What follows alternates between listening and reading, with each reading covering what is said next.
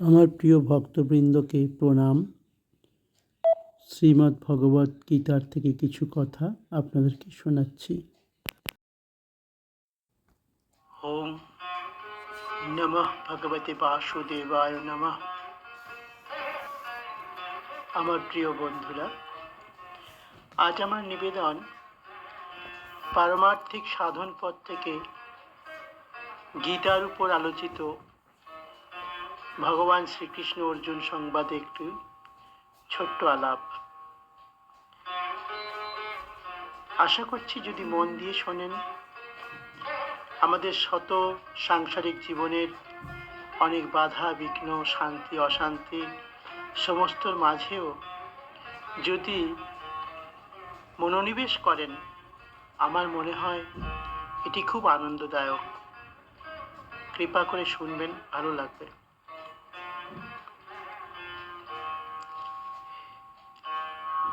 আজকের বিষয় হলো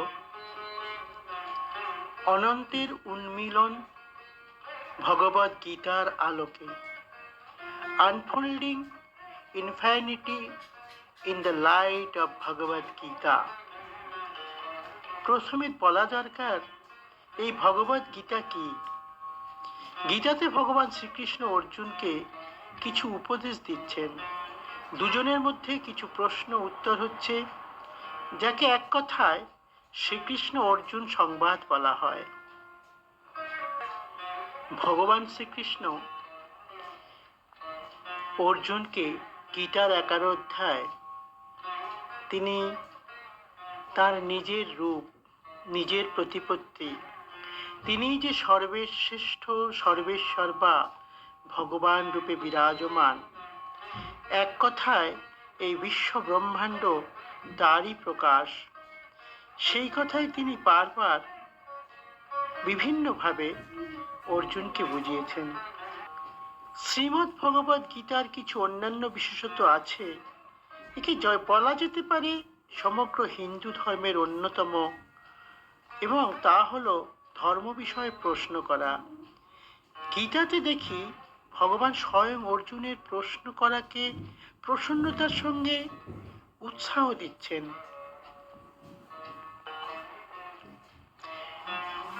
কোনো জিনিসকে অন্ধবিশ্বাসের সঙ্গে মেনে নেওয়া নয়।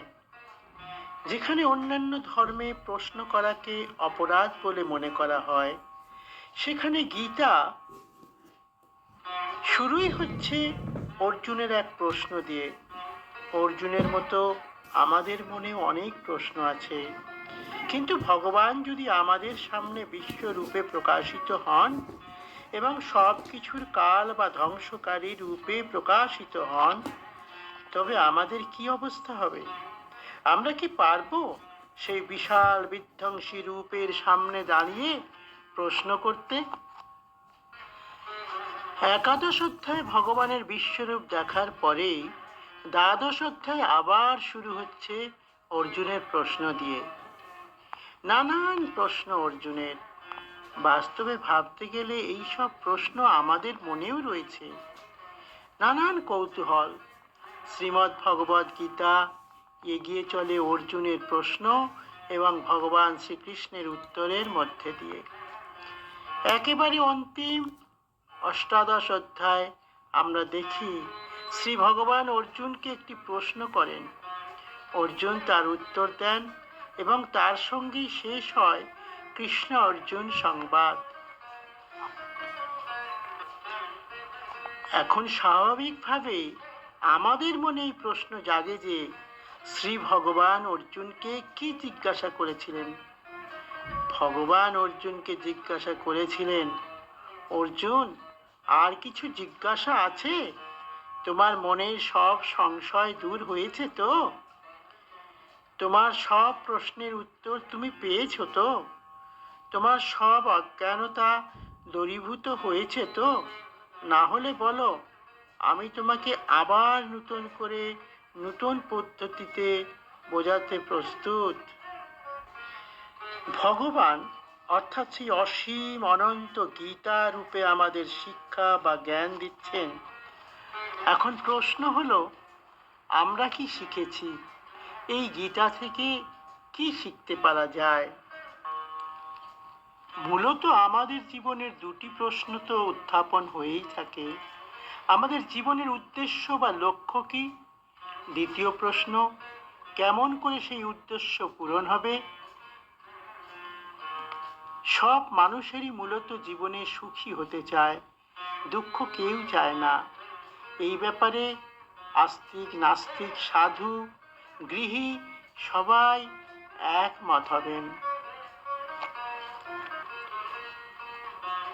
পুত্রেই শানা, বিত্তেই শানা, লোকেই শানা, এইভাবে তিনটি ভাগ করা হয়েছে। অর্থাৎ আমরা পরিবার, স্বজন মিত্রের সুখ, সমৃদ্ধি, অর্থ, সম্পদাদির প্রাচুর্যের সুখ ও যশ, মান, খ্যাতি, ক্ষমতার সুখকেই সুখ বলে মনে করি। কিন্তু কিছু মানুষের মনে প্রশ্ন জাগে, এই সাংসারিক সুখগুলি সবই তো ক্ষণিক, একদিন তো আমাকে আমার এই দেহ, এই পৃথিবী ছেড়ে চলে যেতে হবে। তখন দ্বিতীয় শ্রেণীর মানুষ, যারা পৃথিবীর অন্যান্য সমস্ত ধর্মের অনুগামী, এদের নিজস্ব ধর্ম বলে তোমার এই বিশেষ ধর্মটি অনুসরণ করো, তবে তোমরা মৃত্যুর পরে স্বর্গে বা জান্নাতে যাবে। কিন্তু সেখানে কোন সুখ আছে? সেখানে রয়েছে ভোগ, সুখ, প্রচুর ভোগ। অন্যদিকে গীতায় বলা হচ্ছে, শ্রীমদ্ ভগবদ গীতায় যা বলা হয়েছে তা হলো হিন্দু ধর্মের সার। তাই হিন্দু ধর্মকে বুঝতে গেলে, বা বলা যেতে পারে জীবনকে বুঝতে গেলে গীতা অবশ্য পঠনীয়। স্বামী বিবেকানন্দ বলছেন, যদি স্বর্গে গিয়েও ভোগ সুখের দ্বারাই আনন্দ খোঁজো, তাহলে তুমি প্রকৃতির দাস হয়েই রইলে। হিন্দু ধর্মের অন্যান্য শাখাগুলি, যেমন বৌদ্ধ, জৈন, শিখ ইত্যাদি ধর্মগুলিতেও কিন্তু সুখের সংজ্ঞা হলো মোক্ষ। এটি আপন অন্তরাত্মায় লাভ করাকেই বলে মোক্ষ প্রাপ্তি। অর্থাৎ স্বর্গ কোনো শাশ্বত স্থান নয়, এবং স্বর্গবাসও ততদিনের জন্যই যতদিন না পুণ্যের ফল শেষ হয়। পুণ্যের ফল ভোগ শেষ হলে আবার ফিরে আসতে হয় এই মর্তলোকেই। যদি ঈশ্বর তার ইচ্ছায় স্বর্গ, মর্ত, নরক সৃষ্টি করে থাকেন, এবং যদি কখনো তার ইচ্ছা হয় এই স্বর্গ নরক সব ধ্বংস হয়ে যাক, তখন যারা শেষ বিচারে স্বর্গে পৌঁছেছেন তাদের কি হবে? গীতাতে জীবাত্মা বা ব্যক্তিসত্তাকে ভগবানের একটি সনাতন অংশ বলে গণ্য করা হয়। তাই বলা যায়, ভগবান যদি চানও তবুও আমাদের ধ্বংস করতে পারেন না। গীতার 5 অধ্যায়ের 21 নম্বর শ্লোকে বলা হয়েছে, বহস্পর্শন সক্তাত্মা বিদ্যত্মাত্মানি যত সুখম স ব্রহ্ম যোগযুক্তাত্মা সুখম ক্ষয়প্নুতে। অর্থাৎ যে বাইরে ইন্দ্রিয়গ্রাহ্য সুখ ছেড়ে নিজ অভ্যন্তরে সুখ বা আনন্দের খোঁজ পায়, সেই সুখ বা আনন্দ হয় চিরস্থায়ী বা শাশ্বত। আত্মসুখ বা মোক্ষ হলো মানব জীবনের লক্ষ্য। এই অর্থে 3 প্রকার মানুষকে পাওয়া যায়। প্রথমে যারা ইহলৌকিক সুখে ডুবে থাকেন, দ্বিতীয় যারা ওই বস্তুবাদী ইহলৌকিক সুখ ছাড়িয়া আর একটু উপরে স্বর্গ সুখের ইচ্ছা করেন, আর তৃতীয় কিছু মুষ্টিমেয় লোক, তারা কিন্তু শাশ্বত সুখের কথা চিন্তন করতে পারেন। আবার বলি, মোক্ষ হলো নিজের অনন্ততার উপলব্ধি। আমরা বলি সচিদানন্দ, অর্থাৎ সৎ, চিত আর আনন্দ। এই হলো সচিদানন্দ।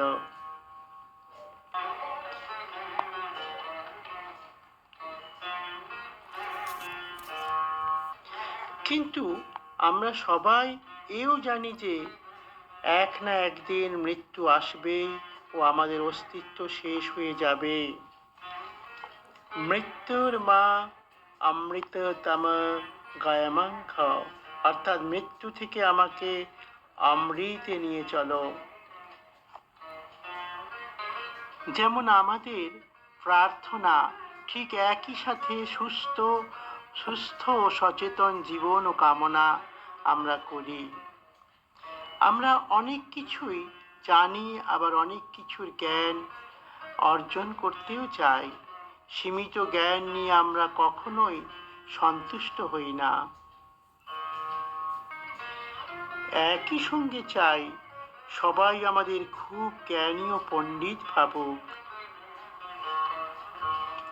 আমাদের প্রথম চাওয়া হলো অস্তিত্বের অনন্ততা, দ্বিতীয়টি চেতনার অনন্ততা, আর আমাদের তৃতীয় চাওয়াটি হলো অবিচ্ছিন্ন অপ্রতিহত আনন্দ।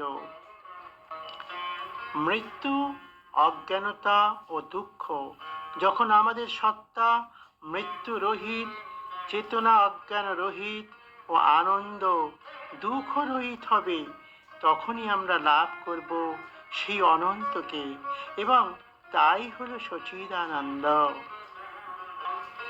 এই সচিদানন্দই হলেন ভগবান, ঈশ্বর, ব্রহ্ম বা পরমাত্মা।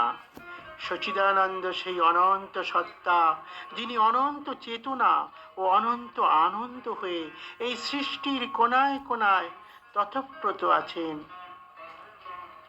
সোজা কথায় মিশে আছেন। এই সত্যম জ্ঞানম অনন্তম ব্রহ্মকে জানাই হচ্ছে মানব জীবনের লক্ষ্য। দেবর্ষি নারদ ও মহর্ষি সনত কুমারের কাহিনী। একদিন দেবর্ষি নারদ মহর্ষি সনত কুমারের কাছে গিয়ে বললেন, হে মহর্ষি, আমাকে শিক্ষা দান করুন। সনত কুমার জিজ্ঞাসা করলেন, হে মহর্ষি, আপনার কি কি জ্ঞান আছে আগে বলুন, তবে আমি ঠিক করব আপনাকে কি শিক্ষা দেব। আপনি যা জানেন সেই বিষয় শিক্ষা আপনাকে দিয়ে কি লাভ? মহর্ষি বললেন, সঙ্গীত, নৃত্যকলা, তার পারদর্শিতা তার বিনা কাঁধে চিত্রের মধ্যেই তো প্রকাশিত, এবং সেকালের সমস্ত বিদ্যায় নারদজি পারদর্শী ছিলেন। নারদজি বললেন, এই সমস্ত বিদ্যা লাভ করেও আমি সন্তুষ্ট নই। তখন সনত কুমার বললেন, নল্পে সুখমস্তি ভূমৈব সুখম। মহর্ষি, আপনি যা কিছু জেনেছেন তা অতি অল্প। অল্প জ্ঞানে কোনো সুখ নাই। অনন্ত অসীমের জ্ঞানই প্রকৃত সুখ দিতে পারে। কিন্তু এই অল্প কি? অন্যকে দেখা, অন্যকে শোনা, অন্যকে জানাই হচ্ছে অল্প বা অল্প জ্ঞান। যতক্ষণ আমি এবং এই জগৎ, ঈশ্বর, বিশ্ব আমার থেকে আলাদা বা পৃথক বলে বোধ হবে এবং নিজেকে সীমিত বলে বোধ হবে, ততক্ষণই দুঃখ। একেই বেদান্ত অজ্ঞান বা অবিদ্যা বলে। ভূমা কি, যাকে সনত কুমার বিশাল, অসীম, অনন্ত বলেছেন। যখন অন্য বলে কোনো কিছু দেখা যায় না, শোনা যায় না বা বোধ হবে না, তাই হলো ভূমা। ভূমানন্দ লাভ করব। গীতার বিভিন্ন অধ্যায়ে এই ভূমার চর্চা বিভিন্নভাবে করা হয়েছে। ষষ্ঠ অধ্যায়ে বলা হয়েছে, সর্বভূতস্তমাত্মানং সর্বভূতানি চত্মানি ইক্ষতে যোগ মুক্তা সর্বত্র সমদর্শন, অর্থাৎ ব্যক্তি সত্তা ও বিশ্ব সত্তা ও সচিদানন্দ সবই এক অখণ্ড সত্তা রূপে প্রকাশিত হয়। বেদান্তের সাধক যখন কখনো কোনোভাবে কোনো রূপে এই অনন্তের আভাস পায়, তাতেই তার জীবন সার্থক হয়ে যায়।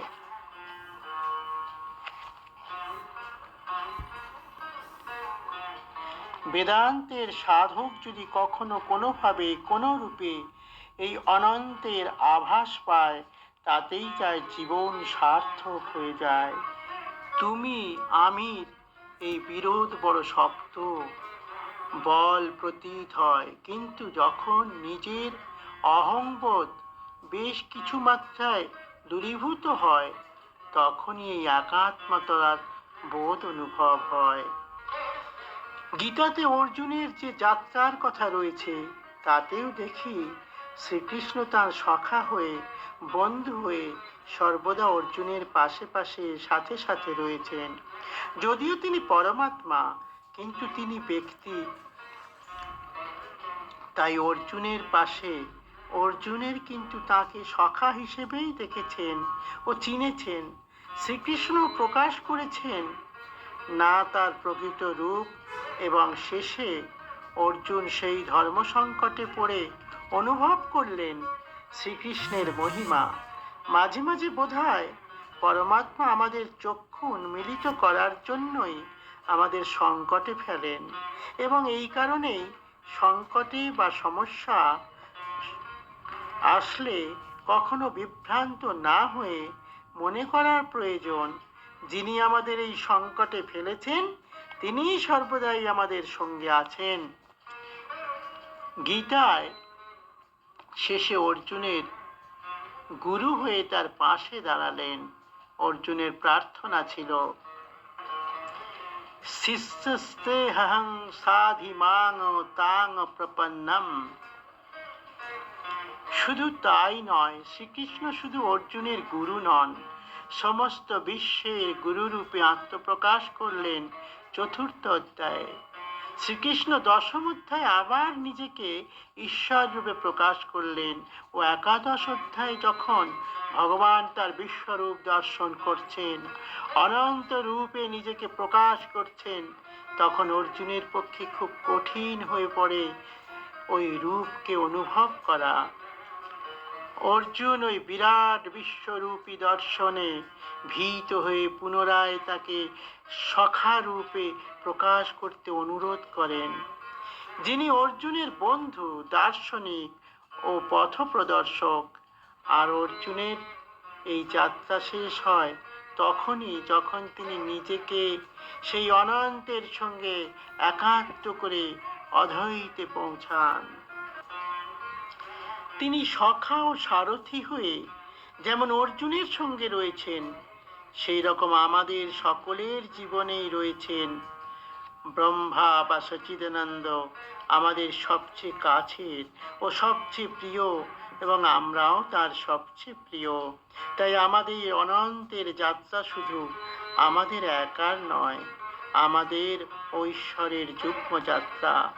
সেই আনন্দ সকলে অনুভব করুক, এই প্রার্থনা করি, এবং ওই অখণ্ড অনন্তের অসংখ্য অগণিত রূপকে প্রণাম জানিয়ে আমি ভগবান শ্রীকৃষ্ণকে আমি এবং আপনাদের তরফ থেকেও প্রণাম নিবেদন করি।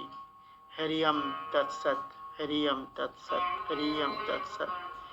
ওম ভগবতে বাসুদেবায়, ওম ভগবতে বাসুদেবায়, ওম ভগবতে বাসুদেবায়। রাধে রাধে, রাধে রাধে, রাধে রাধে।